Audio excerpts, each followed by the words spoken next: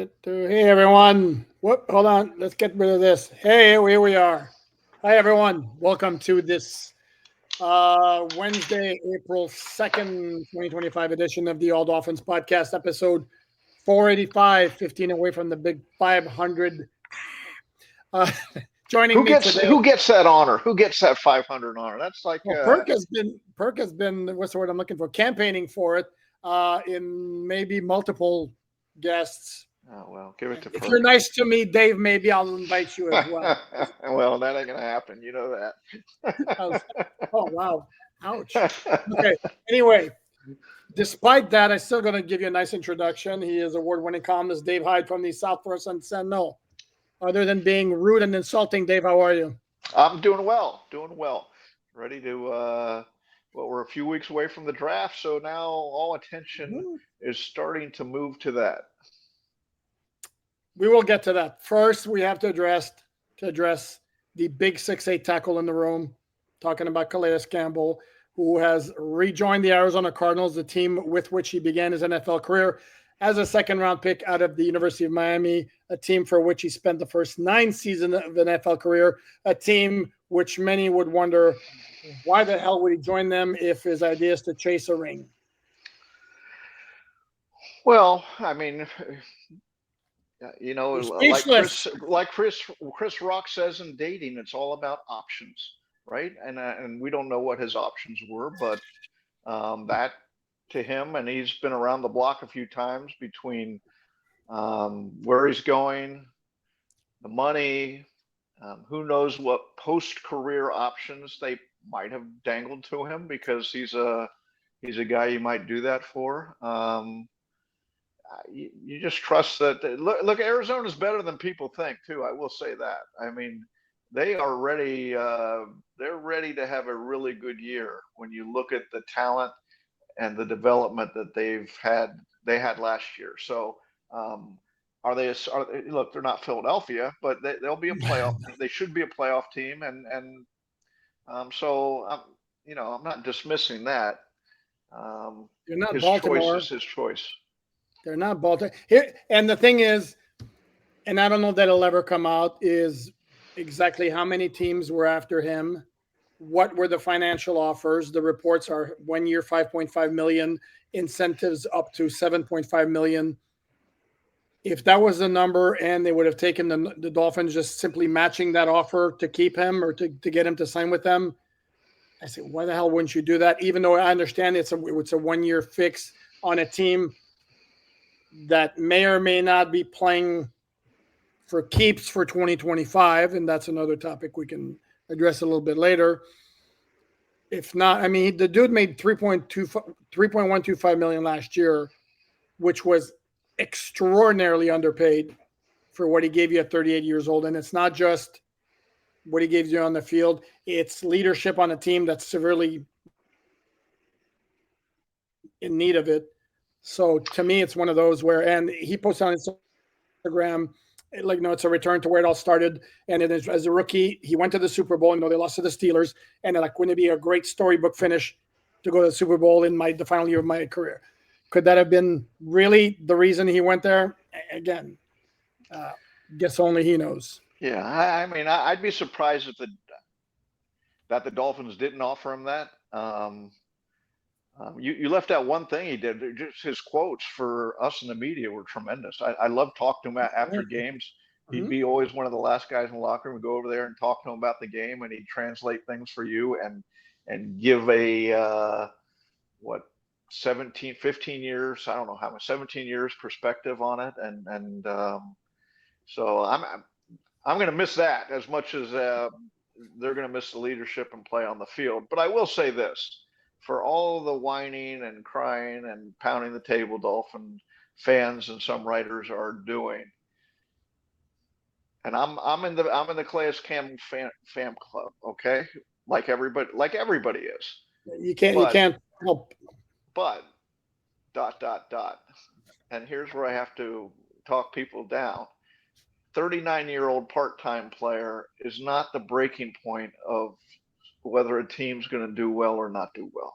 Okay, do you want him? Would I want him back? Of course, but Mhm. I'm not going to go up in arms there's some great problem now on the roster without him. I mean, if there was a problem without him, there was a almost an equal problem with him. Yeah, it means they have to get somebody else. I agree, but they got to think he's going to have the season he did last year, next year, where he plays as much as he did. They overplayed him, um, and his body held up. Um, but they would have to scale back and they would have had to plan to scale back. And so, look, I'm going to miss him. Say thanks. He had a great year here, back here. But to me, it's not a make or break the off season on Calais Campbell. No, I don't disagree with you there, but it's just as a Dolphins fan, it's just kind of like one more blow of what's been a rather lackluster off season. You've seen Javon Holland go, and wherever you sit on Javon Holland, it's still a big name player out the door that wasn't replaced by somebody of that reputation. And then now you see Calais Campbell go out the door, and then a lot of the Dolphin fans, as you look on social media, are like, well, shows you he wanted to get away from the sinking ship that is the Dolphins, which might be hyperbole. But I think that's the bigger part of the equation than just Dolphins were going to be great with him and they're going to be good without him. But let's not kid ourselves. For 2024, if you were ranked the most valuable Dolphin players in 2024, Zach Sealer was team MVP. I'd say Calais Campbell easily earned a spot in the top 5, which may not be a great statement for what the Dolphins were in 2024, but it's still no, it's a great statement about Calais Campbell and one of their old guys worked out. Remember, they said so many old guys just off the Poyer and Odell Beckham Jr. and Calais Campbell. You can go down the other safety who ended up playing with the Chargers. One of them really worked out, and to Calais Campbell's statement about who he is and the work he puts in. He stepped in, and the surprising part to me of his season was he stepped in, and immediately guys were following him, and he became a leader. It's like there was a void on that defense that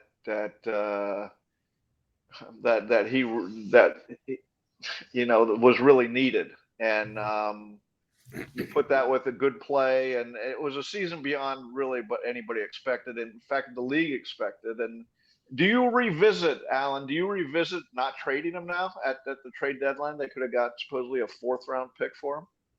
No, because as I mentioned yesterday, and then when I did my little solo analysis on that move, his departure based on the very complicated compensatory pick formula now gives the Dolphins a net loss of compensatory free agents, and it's if you reach a certain annual average salary with your new team, you get into a pool of compensatory free agents, and if you have a net loss of those players, then you get entitled to a compensatory pick.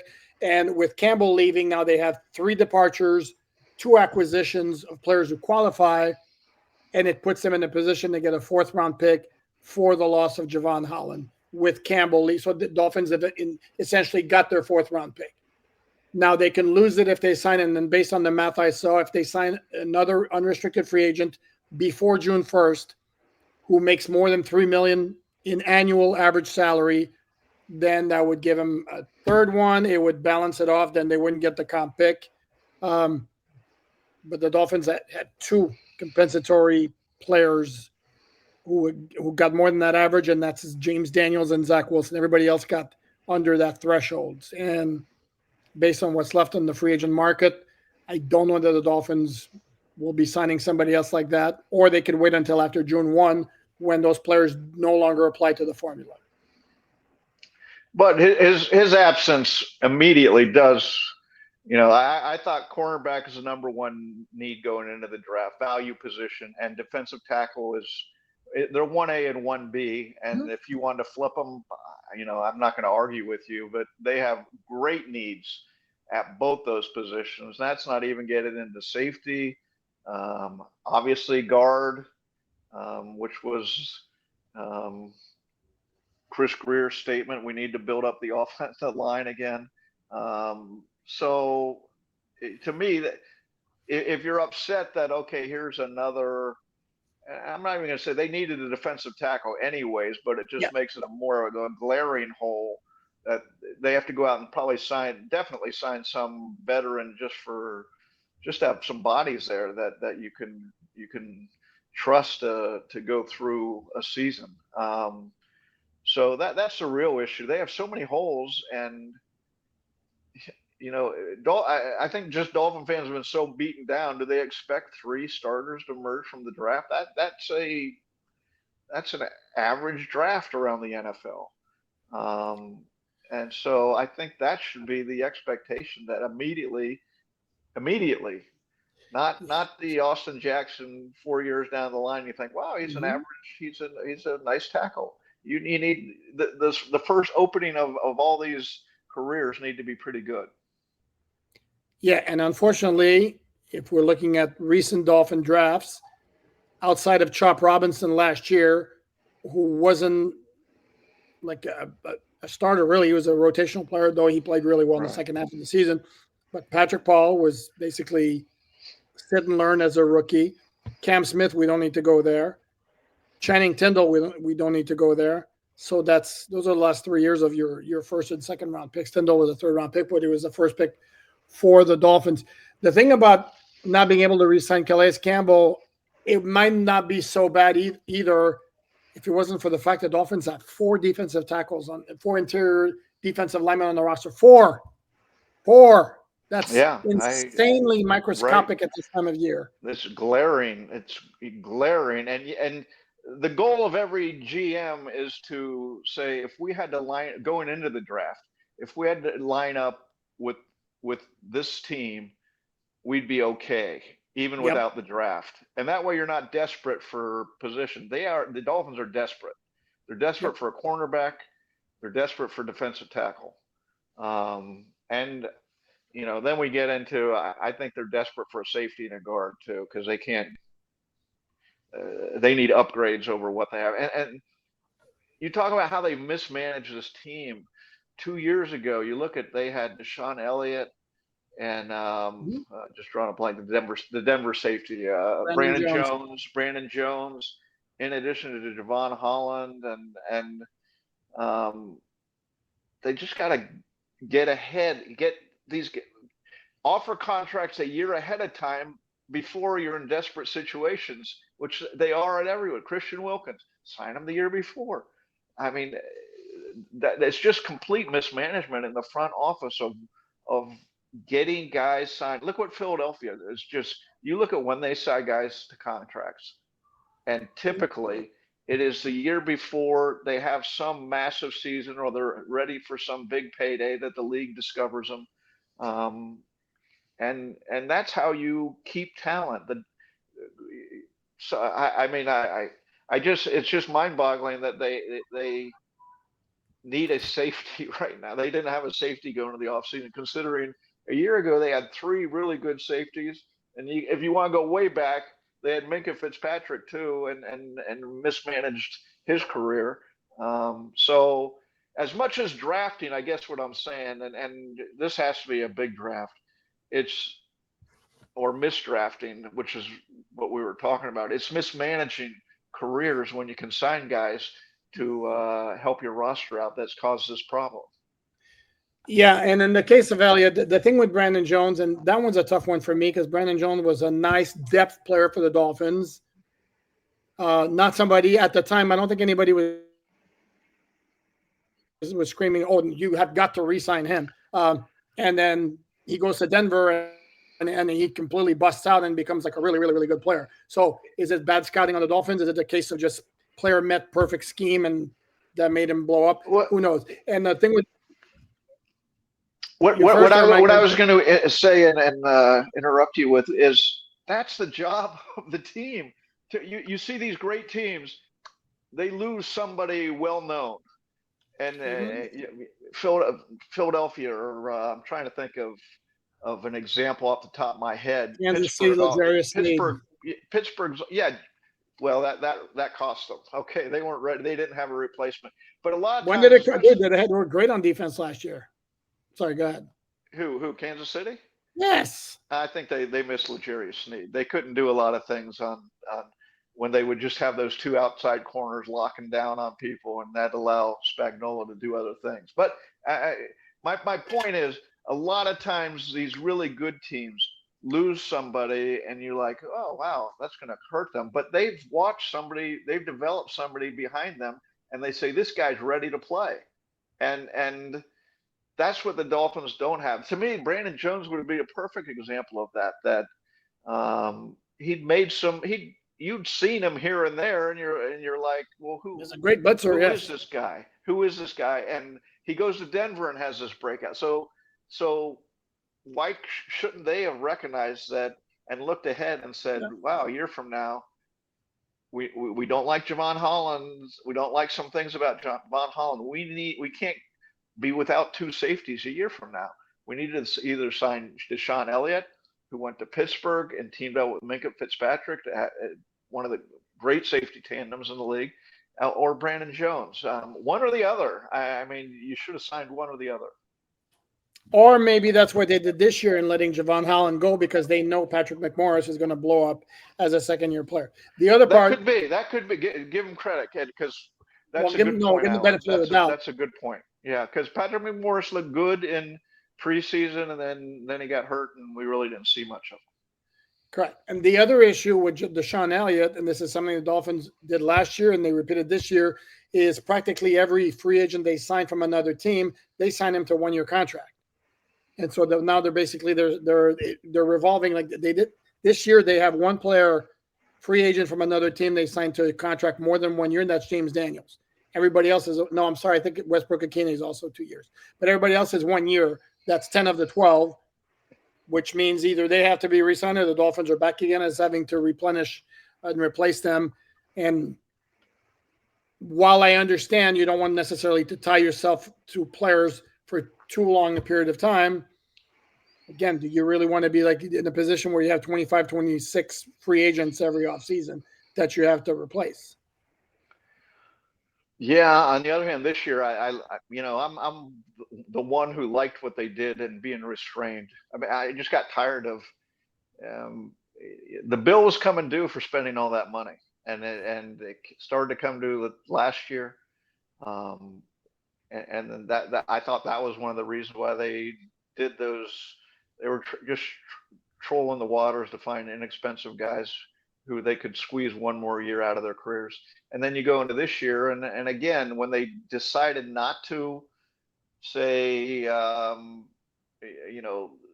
extend to his contract, take this year, make it a signing bonus, so you spread it out and you reduce his cap number, but you're committed to him longer too. When they decide not to do stuff like that, then they're going to have a salary cap squeeze, and they didn't have the money to spend. But I thought they should be restrained this year and should, they got younger guys, but this is all about the draft. I mean, and you almost hate to say it because of the drafts of late, as you chronicled, but they got to hit on this draft. If they have any chance to compete, yeah, because right now the roster as it is right now, to me, screams out of the playoffs. As of now, yeah. I mean, yeah. you can't go into it without a cornerback when you're, in the NFL. They really should have, 4 cornerbacks, 5 cornerbacks, and then that gets into what do you think of a couple of the other guys from last year, but Storm Duck and Cam Smith, will he ever show anything? But again, the glaring problems that have to be addressed, and they need impact right away. That's not always conducive to success at all those positions. No, and you mentioned the need for the secondary to be up to snuff. Well, if we're all agreed on the top 4 quarterbacks around the NFL, and I think most people are, and Lamar Jackson, Josh Allen, Patrick Mahomes, and Joe Burrow, Dolphins face 3 of those 4. and they have another game against somebody who a lot of people right now would already put at number 5, and that's Jaden Daniels. So going to be fun times for that secondary if it's not up to snuff in terms of the personnel and if they don't get some help from the pass rush, which is, again, has to be a question mark right now because you don't know what you're going to get from Jalen Phillips and Bradley Chubb. Let's move on to the next topic, and that's Raheem Mostert's comment on a podcast Tuesday night, which were interesting, where he the gist of the thing is he talked about last year being the most miserable season of his NFL career. Certainly understood after the brilliant 2023 he had, and his frustration at Mike McDaniel not communicating with him when he reduced, slashed, obliterated his role in the latter weeks of the regular season. And the question becomes, did Mike McDaniel owe it to Mostert to explain to him this is what we're going to be doing, so be prepared for it? Short answer, yeah. I mean, I see why they cut his carries for a while there because he had a couple crucial fumbles, and so that's just the normal course of events in the NFL, right? I mean, if you start fumbling, you're not going to be out there. So, but could they have used Mostert? Yeah, absolutely. When they were overusing Devon Achane.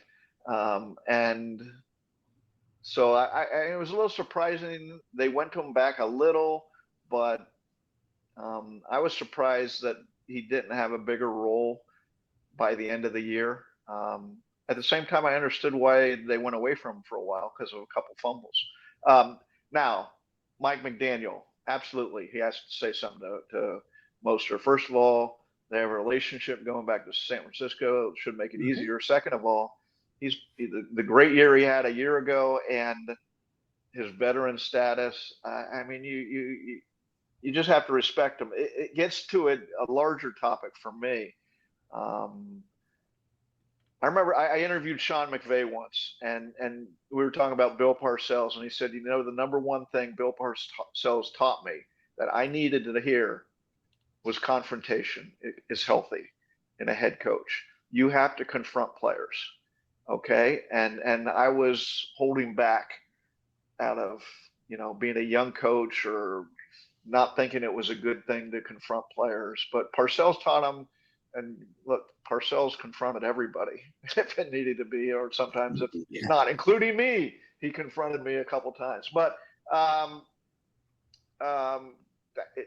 that's be something I'd say I'm not sure Mike McDaniel has a grasp of yet. That as a head coach, you got to be, you know, flame-throwingly honest at times to players. And you know, Mike's talked about that the one thing he owes people is honesty.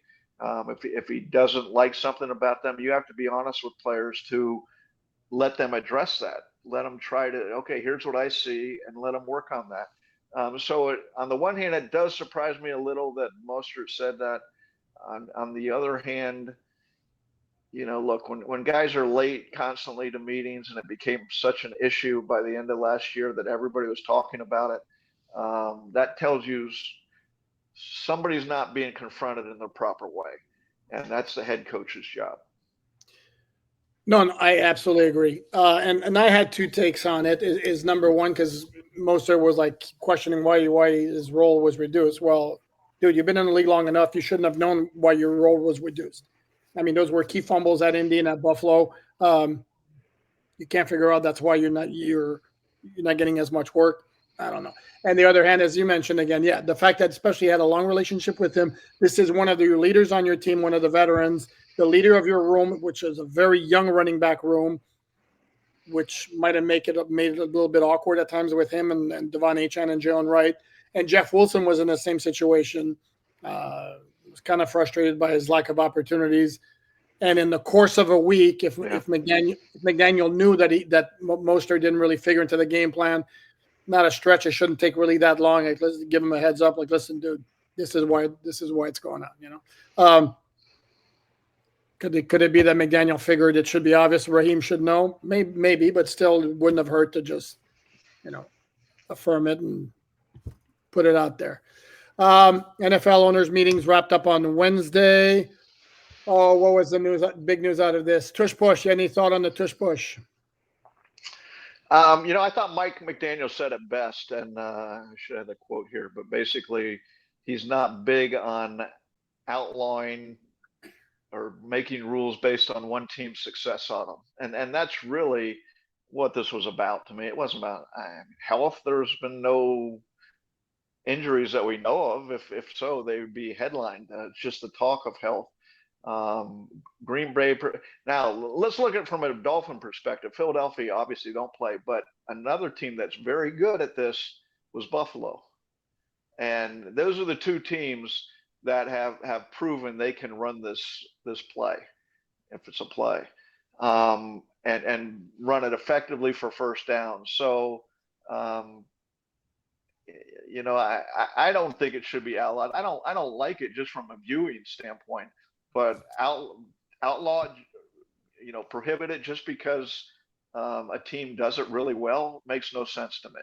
But it used to be in the rule book. You're not allowed to push your ball carrier from behind. It's like I don't get it. It's like the ball carrier should be able to gain his yardage on his own without getting. It's like even a running back who's 7 yards down the field, and you see the big offensive lineman coming back and pushing the pile from behind. I hate that. I hate to outlaw that because you look at, and I've. It's been on TV a lot, ESPN and all that. And rarely does Hurts get pushed. Rarely does he get pushed from behind. And even then, it's just a guy running up his back and not really shoved. And I wish they would outlaw it, because then you'll see Philadelphia will come close to the same percentage just from running quarterback sneaks. And so I think a lot of this energy is misplaced on the fact that Philadelphia has a really good interior of the offensive line, and they have a really good quarterback who is powerful in his lower body, and that's really what's making this play work, not guys running behind him and pushing him. But to your larger point, I really think the play that should be outlawed is just what you mentioned, that running back runs 5 yards or 10 yards downfield and he's being held up. And here comes a 300-pound offensive lineman, and he just starts, or two of them, and they start moving the pile when the play's been stopped. Or they're at the 5-yard line, and the whole pile goes on in the end zone. And to me, that's not football. That's rugby. So I think that should be outlawed. Okay. And this is why the Dolphins can't run that play because they have a smallish quarterback. Yeah. Buffalo can run that play, except Buffalo was stupid in the AFC Championship game against the Chiefs, because they had run Josh Allen on the same side the entire season, and they never changed anything in that game. They ran him like 4 or 5 times. I don't recall if it's to the left or to the right, but same direction every time, and they stuffed his butt pretty much the entire game. It was a big reason they lost. Another one. I'm weird on this one. Not everybody agrees with me. The Detroit Lions proposal has been tabled. It wasn't voted down. What was voted down by Detroit was making defensive holding not an automatic first down, which to me, then it would have been like nothing but holding, trying to get away with it on 3rd and 15. So I'm glad that got voted down. Completely agree. Detroit did it out of they're the team that's by a wide margin being called for defensive holding more than any other. So it was just they were doing it to help themselves. But I agree. If you take it away, I hate that it is that much of a reward. 3rd and 40, you get holding and it's a first down. But if they had taken away, I'm completely agree with you. On 3rd and 40, they'll be holding all the way across the field or 3rd and 20 or whatever, because it's not punitive enough for the defense. They'd rather hold and try to get away with it there. So I'm completely agree with you. I think they had to keep that in place. Yeah, the one that was tabled for further discussion and maybe a later vote was Detroit's proposal to eliminate the automatic home game for a division winner, where the seeding would be entirely done through record. Division winner still would automatically get into the playoffs, even if it wasn't one of the best 7 records, but no longer would get a home game. And my take on this is if you're going to do that, then scrap the 2 division games against each of your division opponents because it kind of becomes not nearly as significant. And it's also cyclical that right now NFC South gets an advantage because that division sucks, same as the AFC South. But in 10 years, maybe it's going to be the AFC East where a 9-8 record, or at that time, it's going to be 10-8, gets you into the playoffs. Your thoughts, Dave Hyde? Yeah, I couldn't say it better than you. These things are so cyclical, and right now Detroit's arguing again for them in the moment, and I get it. But if you have any perspective, you can go back a few years and it'd be a different situation where another division is strong. Remember when we went into the season thinking the NFC East was the worst division in football, Mm-hmm. and then they get Washington and Philadelphia, and so um, you know I get it, but I if then you're just have sort of like a well, it's not even hockey because the division does matter there, but you would just have no divisions at all and conference seeding, and I don't want that. I mean, I like the divisions idea, and I like the fact that a division title means something in the regular season. No, I agree. I mean, it's a big carrot to win a division, and it's adds meaning. The kickoff return or the dynamic kickoff was changed to where the ball lands in the end zone now and is down in the end zone, comes out to the 35 instead of the 30 to get more returns. Free agency tweaked a little bit to where now teams during the 2-day legal negotiating period, not legal tampering, because if it's tampering, it's not legal, and if it's legal, it's not tampering. Legal negotiating period. Now teams are allowed to speak to 5 players, either phone call or Zoom, with 5 prospective free agents. Before they could only talk to the agents. And upon any of those guys agreeing to terms, now the team can fly them to their facility. You're shaking your head. You don't like that? No, the whole tampering thing is such nonsense. They tamper. Everybody tampers all the time, and yeah, the Dolphins got slapped hard because of their tampering. To me, that was as much about Triple tampering. Sorry. Go ahead. yeah. To me, that was as much, and they made a joint press release of the tampering and Steve Ross offering money to Brian Flores to throw games, and they just put them all together, and oh, the Dolphins got penalized.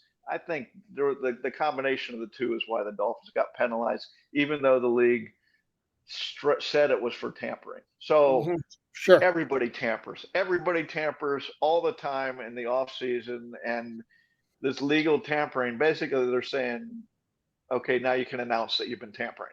I mean, so I don't know, however they want to legislate or whatever. Five people, Zoom calls. Okay, fine. We'll see if anybody ever gets penalized for it. And last thing, I'm going to ask you your preference on this.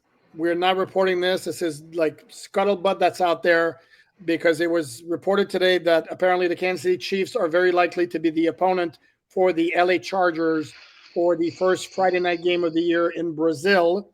The Dolphins play in Spain, and the scuttlebutt, or from what we hear, however you want to classify it, not the same as reporting it, but what's being thrown out there is the Dolphins very well might play the Washington Commanders. It also been suggested was last month that it could be the Cincinnati Bengals. Dave Hyde, do you have a preference for the Dolphins playing Spain?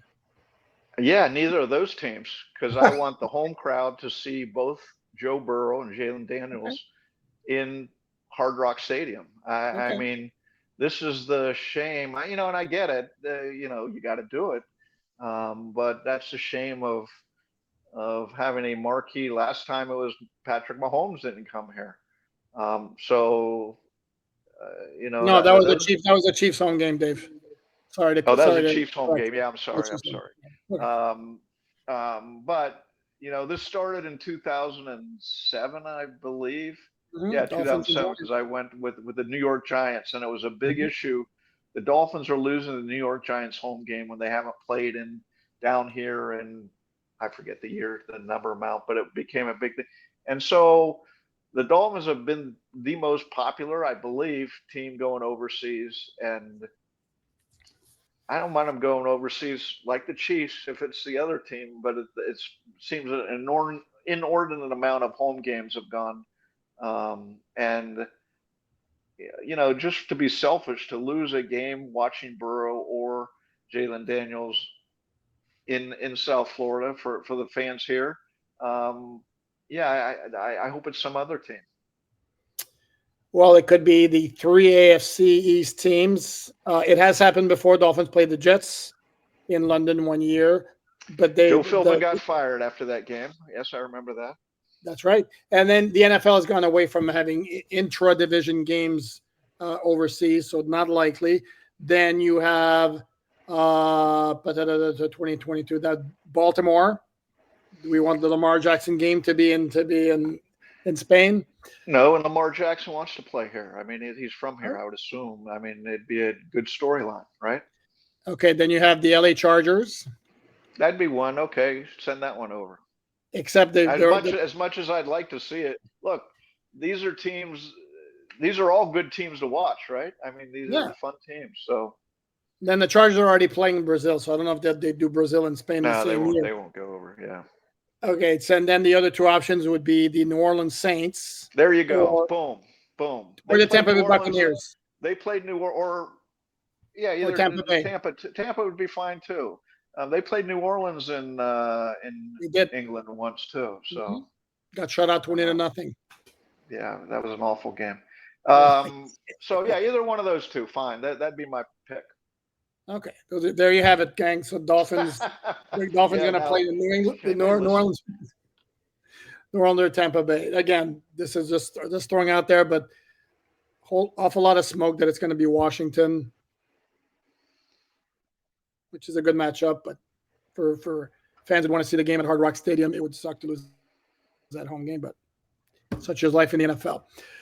That's going to do it. Oh, and the NFL also announced, or did they announce it? Or yeah, three games on Christmas. It's going to be 2 on Netflix, 1 on Amazon.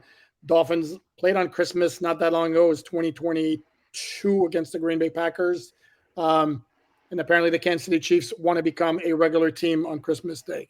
So it's good because what we need is more Kansas City Chiefs national exposure. Remember, the Bengals wanted to be the Black Friday team. And that's right. And the league or Amazon or somebody said, nah, that's okay. No thanks, right? Thanks, but no thanks. That's going to do it. Please like, subscribe, all that good stuff. He is Dave Hyde, columnist for the South Florida Sun Sentinel. Catch his fine work at sunsentinel.com. At Dave Hyde Sports is the social media handle. Please catch my work and that of the Miami Dolphins on SI team at miamidolphinsonsi.com. We'll be back either Friday or tomorrow if something breaks. In the meantime, have a great rest of your Wednesday.